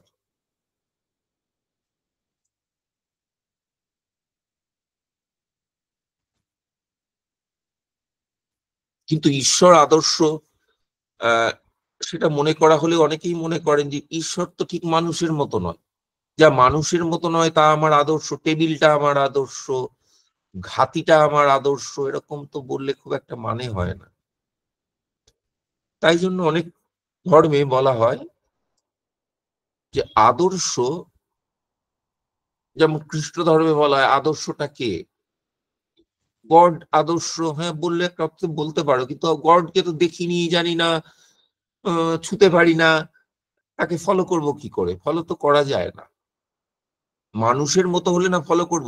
গড যেমন কাজ করেন তুমি তেমন কাজ করবে, তাহলে গড ওয়ার্ল্ড সৃষ্টি করেন, তুমি ওয়ার্ল্ড সৃষ্টি করবে। গড সবাইকে সাজা দেয়, তুমি সাজা দিতে শুরু করবে, তাহলে তো চলে না। তাহলে আদর্শ হলে একজন মানুষ জাতীয় কিছু একটা প্রাণী হতে হবে। তাই জন্য বলা হয় যে ঈশ্বরের যে সন্তান তুল্য, বা সন্তান, ওরা বলে সন্তান, অ্যাকচুয়ালি সন্তান জিসাস, সেই হচ্ছে আদর্শ। ঠিক তেমনি ইসলামে বলা হয় ঈশ্বরের চোজেন একটা আদর্শ আছে, সেটা হচ্ছে হযরত মুহাম্মদ। হযরত মুহাম্মদ হচ্ছেন আদর্শ, তিনি যা যা করেছিলেন সেগুলো তোমরা করবে। জিসাস দয়া দেখিয়েছেন, তোমরা দয়া করবে। হযরত মুহাম্মদ কাফেরদের মারতেন, তোমরা কাফেরদের মারবে।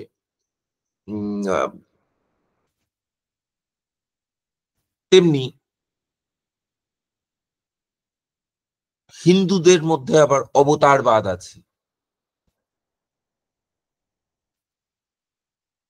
ঈশ্বরকে তো কেউ দেখিনি আমরা, কিন্তু ঈশ্বর অবতার রূপে আসেন। অবতার মানে কি? মানব রূপে, কিংবা অন্য কোনো জীব রূপে আসেন। অবতার মানে মানে শরীর ধারণ করেন, শরীর নিয়ে আসেন, এবং তার জন্ম মৃত্যু হয় অবতারের। তাহলে কেউ রামচন্দ্রকে, রামচন্দ্র যা যা করেছেন, বউকে বনে পাঠিয়েছেন, তোমরা বনে পাঠাবে। আবার কৃষ্ণ অবতার, তিনি তোমার আদর্শ, তিনি লীলা খেলা করতেন, তোমরা লীলা খেলা করবে, এরকম আর কি আদর্শ রূপে দেখা হয়। তাহলে এই অর্থে আইডিয়াল তোমার আচরণের আদর্শ, গড তোমার। এখন কান্ট তো ধর্মতত্ত্ব করতে বসেননি যে কৃষ্ণ আছেন না, হযরত মুহাম্মদ আছেন নাকি জিসাস আদর্শ, এগুলো করবো সেগুলো না। উনি কনসেপচুয়াল বিষয় করছে, তাই ওকে গড ছাড়া তার পরের লেভেলটা আর আসতে পারবেন না, অত নিচে নামতে পারবেন না। কিন্তু ওখানে যদি তুমি প্র্যাকটিক্যাল দিক ভাবো, তাহলে সেখানে প্রশ্ন থেকে যে গডকে কি করে আদর্শ করব? গড যা যা করেন তা আমরা করতে পারি না, আর আমরা যা করি সেগুলো গড করেন না, তাহলে আদর্শটা করবো কি করে? যেগুলো আমরা করতে পারি, যেমন কৃষ্ণ যা যা করেন সেগুলো আমরা করতে পারি, অনেক কিছু, অনেকগুলো অতিপ্রাকৃত কিছু জিনিস করেন, পাহাড় তুলে ধরেন ইত্যাদি ধরেন, সেগুলো আমরা পারি না। কিন্তু অন্য যে আচরণগুলো করেন, লীলা খেলা টেলা ইত্যাদি, এগুলো আমরা করতে পারি, তো সেগুলোকে আমরা আদর্শ বানাতে পারি। কিন্তু ওই রকম গডকে যে অ্যাবস্ট্রাক্ট, তাকে কি করে আদর্শ করব, সেই একটা প্রশ্ন থাকে। কিন্তু ফিলোসফিক্যালি বলতে গেলে, হ্যাঁ, দেখো, আমি পারফেক্ট হতে পারবো না, গড পারফেক্ট, পারফেক্ট হতে পারবো না, কিন্তু গডকে আদর্শ বানানো এই অর্থে যায়, সত্যি করে একটা আদর্শের একটা অর্থ হচ্ছে, সেটা হচ্ছে আমার প্রোটোটাইপ, সেটা অনুসারে আমি করব। যেমন একটা আদর্শ, যেমন ডাক্তার বলে দেয় আদর্শ খাবার, আপনার আদর্শ খাবার কি? আমরা শুনি, মোটামুটি তার কাছাকাছি একটা কিছু খেতে চাই। ডাক্তারের ওই শুনতে গেলে এত গ্রাম এই খাবেন, এত গ্রাম ওই খাবেন, মানুষ মরে যাবে। আমার দাঁড়িপাল্লা নিয়ে সারাদিন বসে থাকতে হবে, এটা ওজন করলাম, এটা এত গ্রাম। অনেকে করে ওরকম ভাবে খায়, কিন্তু সে খুব কম মানুষ আছে, আমার জানাশোনাই আছে ওরকম খায়, দাঁড়িপাল্লা দিয়ে ওজন করে করে এত গ্রাম সোডিয়াম, এত গ্রাম ক্যালসিয়াম সব হিসেবে খায়। কিন্তু আমরা সেই ডাক্তারের কথা শুনি না, ওটা আদর্শ ডায়েট। আমরা তার সঙ্গে এটা একটু অ্যাড করলাম, ওটা একটু বাদ দিলাম, ইত্যাদি করে খাই, মোটামুটি কাছাকাছি খাই। ঠিক তেমনি আমরা জানি আমরা ঈশ্বর হতে পারবো না, কিন্তু আইডিয়ালটা রিচ করতে না পারলে, ওই জন্যই ওটা আইডিয়াল, সেটা কখনো রিচ করা যায় না, তার কাছাকাছি যেতে পারি। আমরা মোর পারফেকশন নিতে পারি। ধরো আমি গান শিখছি, একেবারে বেস্ট গানটা গিয়ে দেবো, কোনো গানই বেস্ট গান নয়, মানে কম্পেয়ার টু আদার্স বেস্ট, কিন্তু অ্যাবসলিউটলি বেস্ট হতে পারে না। তার থেকে ভালো হয়তো লতা মঙ্গেশকর এত বছর ধরে ভারতের বেস্ট গায়িকা হয়েছিলেন যতদিন বেঁচে ছিলেন, তার মানে বেস্ট, তার থেকে ভালো আর হয় না। আবার হয়তো কেউ আসবে আরো ভালো, আরো ভালো, এরকম আসবে। তার কাজেই, আর তিনি একদিনে হননি, আরো দেখো নিজেকে ঘষে মেজে, তাহলে তিনি কোন দিকে এগোচ্ছেন? আমি একেবারে পারফেকশনের দিকে যাব।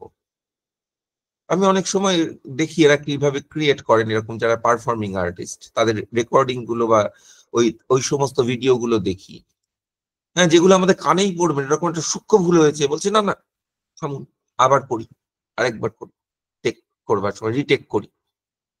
সে ভুলগুলো আমার কানে পড়ছে না, কিন্তু তারা কিন্তু ওই পারফেকশন গুলোর দিকেও নজর দিচ্ছেন। এরকম ভাবে পারফেকশনের কোনো সীমা হয় না। গড ইজ পারফেক্ট, কিন্তু আমরা মোর অ্যান্ড মোর পারফেক্ট হতে চেষ্টা করতে পারি, এই অর্থে আইডিয়াল। গড হচ্ছে আইডিয়াল, ওই রকম নয় যে তার আচরণটাই আমরা কপি করে ফেলতে পারবো, যেটা আমরা প্রফেট মোহাম্মদ বা শ্রীকৃষ্ণ বা যীশু খ্রিস্টের ক্ষেত্রে, তারা যেহেতু মানব, সেহেতু তাদের ক্ষেত্রে আমরা, কেউ বলবেন অতি মানব, যাই হোক, মানব বটে, অতি মানব ও মানব, তো তাদেরকে যে অর্থে কপি করতে পারি, কপি করতে পারবো না ঈশ্বরকে, কিন্তু ফলো করতে পারবো, এই অর্থে আইডিয়াল। আজকে এখানে শেষ করছি। আমরা আইডিয়ালে যাওয়ার আগে আমরা এই উত্তর, মানে এর সলিউশন, উত্তর নয়, এটা কোনো প্রশ্ন নয়, এখানে সমস্যা আছে, তার সলিউশন গুলো আলোচনা করবো আগে, এই চারটে অ্যান্টিনমির কি সলিউশন হয়, এবং তার উপরে তার পরবর্তী ফিলসফিটা কি হবে, তার এথিক্স কি হবে, ইত্যাদি কি হবে, এস্থেটিক্স কি হবে, সেটা কিন্তু নির্ভর করছে এইখানে সলিউশনের উপরে, এইগুলোর সলিউশন কি দিচ্ছেন, কোন দিকে দিচ্ছেন তার উপরে। তো সেটা আমরা আলোচনা করব পরের সপ্তাহটা। মহালয়া, তোমাদের কোনো প্রশ্ন থাকলে বলো। স্যার, হ্যাঁ, একটা বিষয় এমনি কৌতূহল আছে, প্রশ্ন ঠিক নয়।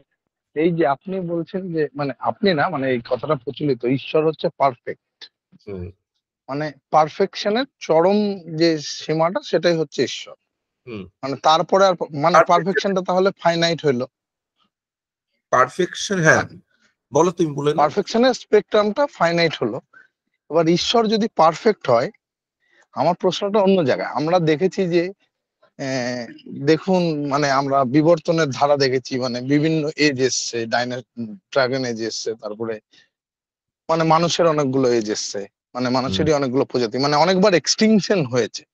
হুম, ঈশ্বর যদি পারফেক্ট হন, হুম, তাহলে তার কর্ম পারফেক্ট, মানে তিনি যা সৃষ্টি করবেন, তো এমন হুম, জগৎ তিনি সৃষ্টি করবেন যেটা যদি পারফেক্ট, তাহলে তিনি পারফেক্টই সৃষ্টি করবেন।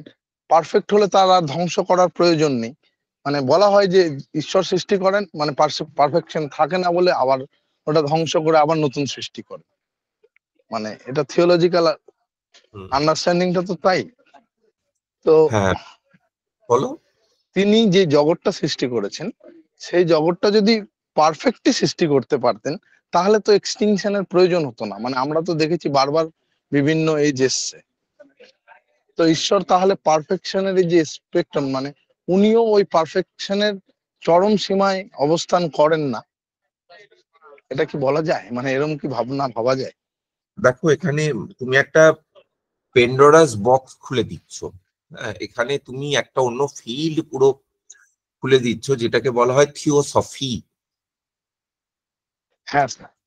সেটাই আলোচনা করা হয় গডের এক্সিস্টেন্সের সঙ্গে ইমপারফেকশন কি করে যায়। থিওসফির আলোচনায় এটা একটা আলাদা ডিসিপ্লিন।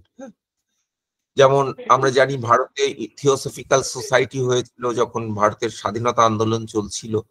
থিওসফিক্যাল সোসাইটি তৈরি করেছিলেন অ্যানি বেসান্ত, তোমরা হিস্ট্রির বইতে পড়েছো। আজকেই পাশ দিয়ে আসছিলাম যে বেঙ্গল ফিলোসফিক্যাল সোসাইটির পাশ দিয়ে, মানে প্রেসিডেন্সি দিকে আসার সময়। তো ওখানে থিওসফি তো একটা আলাদা ডিসিপ্লিন। সেখানে আলোচনা করা হয় গড যদি পারফেক্ট হন তাহলে তো তিনি পারফেক্ট ওয়ার্ল্ড তৈরি করতেন। তিনি ইমপারফেকশন কেন রেখেছেন? এই যে তুমি বলছো বারবার সৃষ্টি হয়, ধ্বংস হয় ইত্যাদি, তো বারবার সৃষ্টি ধ্বংস অনেকেই স্বীকার করেন না। একবার সৃষ্টি একবার ধ্বংস এটাই স্বীকার করেন মানে জুডাইজম, মানে যেগুলো আব্রাহামিক রিলিজিয়ান, মানে তো যেমন ধরা যাক ক্রিশ্চিয়ানিটি, জোরাস্ট্রিয়ানিজম, ইসলাম, এগুলোতে একবার সৃষ্টি একবারই ধ্বংস, আর হবে না, কায়ামাতের পর আর কিছু আসবে না। আর হিন্দু এবং হিন্দুইজম থেকে কাছাকাছি যে রিলিজিয়ান গুলো সেগুলোতে বারবার সৃষ্টি বারবার ধ্বংস। কিন্তু যতবার সৃষ্টি যতবারই ধ্বংস, কোনোবারই পারফেক্ট সৃষ্টি পারফেক্ট ধ্বংস, পারফেক্ট সৃষ্টি আর ধ্বংসের পারফেক্ট কি করে বলবো, পারফেক্ট সৃষ্টি কোনোবারই হয় না। এটা সমস্যা একদম। এটাই সমস্যা, থিওসফির সমস্যা। তার অনেক রকম ভাবে থিওসফিস্টরা উত্তর দিতে পারেন। তুমি যেহেতু প্রশ্নটা তুলেছ, আমি দুটো হিন্ট দিয়ে রাখি যেগুলো তোমাদের জানা। সহজ কথায়, গড থাকলে ওয়ার্ল্ডে এত ইমপারফেকশন আছে কেন, এটাই তো প্রশ্ন। হ্যাঁ। তাহলে উত্তরটা এই, লাইবনিজের দিক থেকে, লাইবনিজ তো লজিশিয়ান, লজিক্যাল উত্তর দিচ্ছেন, লজিকের উত্তরটা এই যে তাহলে অনেকগুলো পসিবল ওয়ার্ল্ড আছে। পসিবল ওয়ার্ল্ডের টার্মসে ভাবলে গড এই ওয়ার্ল্ডটা ক্রিয়েট করলেন কেন যেটা ইমপারফেক্ট? অনেকগুলো পসিবল ওয়ার্ল্ডের মধ্যে একটা ওয়ার্ল্ড হবে অ্যাবসলিউটলি পারফেক্ট ওয়ার্ল্ড।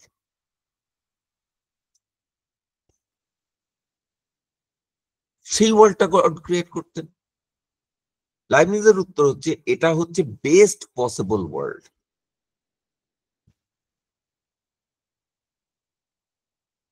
যতগুলো ওয়ার্ল্ড হওয়া সম্ভব ছিল তার মধ্যে এই ওয়ার্ল্ডটা হচ্ছে বেস্ট পসিবল ওয়ার্ল্ড।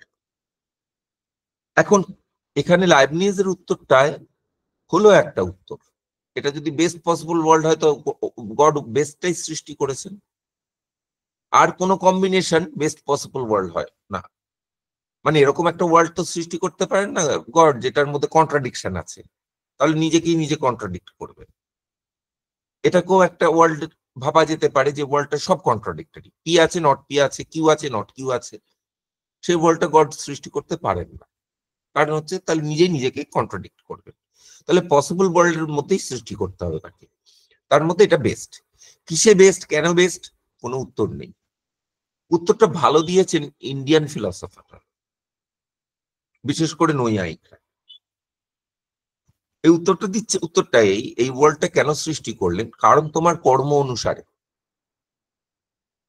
তুমি যা কর্ম করেছো, তোমার কর্ম গড করার নয়, এটা এ নয়, ইসলামিক গড নয়, মানে ইসলামিক আল্লাহ নয়, আল্লাহ তোমাকে করান, তুমি কিচ্ছু করো না, কিন্তু তোমার কর্ম তুমি করো। এখানে নৈয়ায়িকের কাছে অ্যাটলিস্ট গডের ওরকম তোমাকে, তোমার কলকাঠি নাড়বার কোনো সুযোগ নেই, তোমাকে বানিয়ে ছেড়ে দিয়েছে, তুমি কর্ম করবে। এখন তুমি কর্ম করছো, এই কর্ম অনুসারে তো ফল পাবে। এই জন্মেও আগের জন্মের কর্ম অনুসারে এই জন্মটা পেয়েছো। এখন তাহলে গডকে এটা মাথায় রাখতে হবে, আগের জন্মে যা যা কর্ম করেছিলে তাই অনুসারে তোমাকে এরকম একটা জন্ম দিতে হবে। আবার আমাকেও, তুমি আর আমি একসঙ্গে অবস্থান করছি একই জগতে, আমরা এই পাঁচজন একই জগতে অবস্থান করছি, প্রত্যেকের কর্ম অনুসারে ঈশ্বরকে পাঁচটা জগৎ সৃষ্টি করতে হতো, যে সে সেই জগতে সেরকম ফল পাবে, তাকে সেরকম জীবন দিতে হতো। তাহলে এরকম 5টা জগৎ ঈশ্বরকে সৃষ্টি করতে হতো আলাদা আলাদা। ঈশ্বর তা করতে পারেন না, তাহলে তুমি আর আমি একা হয়ে যেতাম। ঈশ্বরকে একটাই জগৎ সৃষ্টি করতে হবে। তাহলে ঈশ্বরকে, এই যে এখন জগতে 800 কোটি মানুষ আছে, 800 কোটি মানুষের যা যা কর্ম, সেই কর্মকে অ্যাডজাস্ট করে ওই জিগস অফ পাজল সলভ করে একটা ওয়ার্ল্ড তৈরি করতে হবে। সেই ওয়ার্ল্ডটাই তৈরি করেছেন। আর কর্ম অনুসারে সেখানে ওই সেই জগতে সেই জন্য ইমপারফেকশনও থাকবে, কারণ আমাদের কর্মগুলোর জন্যই থাকবে। ওই জিগস অফ পাজল, ওই 800 কোটি মানুষ আছে এই সারা পৃথিবীতে, 800 কোটি মানুষের, তার মধ্যে 150 কোটি তো ভারতেই আছে 800 কোটির মধ্যে। তো 150 কোটি ভারতে, 150 কোটি চীনে, তার মানে গেল হচ্ছে 300 কোটি। আর 500 কোটি সারা বিশ্বে ছড়িয়ে আছে। তো এই মানে পৃথিবীর প্রায় অর্ধেক জনসংখ্যা এই দুটো দেশে আছে। তো এই জিগসা পাজলটাকে সলভ করে এই ওয়ার্ল্ডটাকে তৈরি করেছেন। তাতে তো ইমপারফেকশন থাকবেই, থাকা দরকার বড়। কারণ ইমপারফেকশন না করে যে আমি পরীক্ষায় ফেল করব, সেটা আমার আগের জন্মের দ্বারা নির্ধারিত হয়ে রয়েছে। এই ইমপারফেকশনটা আমার কর্মের জন্য। আমি আগের জন্ম কোনোদিন পড়া করিনি, আর শুধু পড়া করিনি তাই নয়, আমি টুকে পাস করেছি। তাই এই জন্মে আমার কর্মফল হচ্ছে আমি পড়াশোনা করে ফেল করব। আগের জন্মে পড়াশোনা না করে টুকে পাস করে গেছিলাম, তাই এই জন্মে পড়াশোনা করে ফেল করব। তাই সেরকম ওয়ার্ল্ড তৈরি করেছেন। এই জাতীয় উত্তর হবে। কাজে ন্যায়ের উত্তরটা অনেক বেটার, অনেক অনেক নুয়ান্সড লাইবনিজের উত্তরের থেকে। কিন্তু এটা একমাত্র উত্তর নয়। থিওসফিস্টরা অনেক অনেক রাস্তা বের করেছেন এই প্রশ্নের উত্তর দেওয়ার। কিন্তু থিওসফি তুমি বুঝতেই পারছো আমরা এইখানে আলোচনা করতে পারি না, মানে সেটা একটা আলাদা ডোমেইন। এখানে শেষ করি তাহলে, তোমরা যদি আপত্তি না করো। আচ্ছা বলো।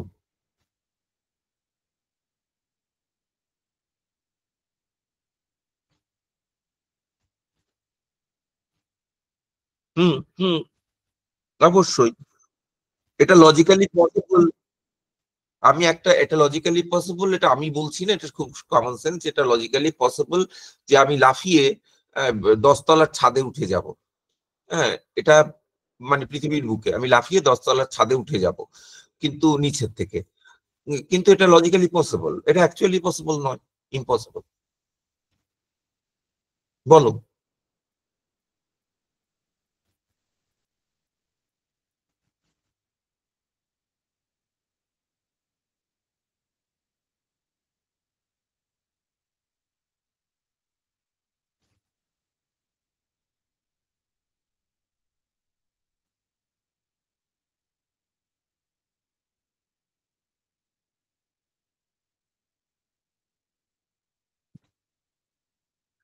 হ্যাঁ, এখানে তুমি মেটাফিজিক্স বলতে কি বোঝাচ্ছ সেটার উপর ডিপেন্ড করে। তুমি যদি মেটাফিজিক্সকে এইভাবে ডিফাইন করেই নাও যে যেটাই লজিক্যালি পসিবল সেটা মেটাফিজিক্যালি পসিবল, তাহলে আর এই প্রশ্নের আর উত্তর দেওয়ার কোনো মানে হয় না। তো তাহলে তো কোনো, আর যদি তুমি মেটাফিজিক্স এর বিশেষ অর্থ করো, হ্যাঁ, তাহলে কান্ট যেমন করেছেন ইমানেন্ট মেটাফিজিক্স, তার একটা বিশেষ অর্থ করেছে। তার মানে ইমানেন্ট মেটাফিজিক্স হলে যেটা লজিক্যালি পসিবল সেটাই যে মেটাফিজিক্যাল, সেটা নয়, তাই না? ইমানেন্ট মেটাফিজিক্স সেটা পসিবল এটা বলতে তুমি পারবে না। তাহলে এখানে শেষ করি। হুম। আমাদের এই পুজোর ছুটির আগে আর কোনো হবে না লেকচার, কারণ পরের দিন মহালয়া এবং তারপরের দিন সপ্তমী। কাজেই একদম পুজোর পরে, লক্ষ্মী পুজোর পরে আমরা মা লক্ষ্মী মা লক্ষ্মী বলে শুরু করব।